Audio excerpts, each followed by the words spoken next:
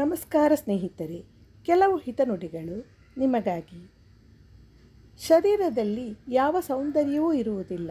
ಸೌಂದರ್ಯ ಇರುವುದು ವ್ಯಕ್ತಿಯ ಕರ್ಮದಲ್ಲಿ, ಅವನ ವಿಚಾರದಲ್ಲಿ, ಅವನ ಮಾತಿನಲ್ಲಿ, ಅವನ ವ್ಯವಹಾರದಲ್ಲಿ, ಅವನ ಸಂಸ್ಕಾರದಲ್ಲಿ ಮತ್ತು ಅವನ ಚಾರಿತ್ರ್ಯದಲ್ಲಿ. ಯಾರ ಜೀವನದಲ್ಲಿ ಇದೆಲ್ಲವೂ ಇದೆಯೋ ಆ ವ್ಯಕ್ತಿ ಪ್ರಪಂಚದಲ್ಲಿ ಎಲ್ಲರಿಗಿಂತಲೂ ಸುಂದರ. ಮನಸ್ಸಿನ ಸಂತೃಪ್ತಿಗೋಸ್ಕರವಾದರೂ ಒಳ್ಳೆಯ ಕೆಲಸ ಮಾಡುತ್ತಿರಬೇಕು. ಜನರು ಅದನ್ನು ಗುರುತಿಸುತ್ತಾರೋ ಇಲ್ಲವೋ ಎಂಬುದರ ಬಗ್ಗೆ ಗಮನ ಕೊಡಬಾರದು. ಏಕೆಂದರೆ ಜನರು ದೇವರಲ್ಲಿ ಸಹ ದೋಷವನ್ನು ಹುಡುಕುತ್ತಾರೆ. ಇನ್ನು ಮನುಷ್ಯ ಯಾವ ಲೆಕ್ಕ?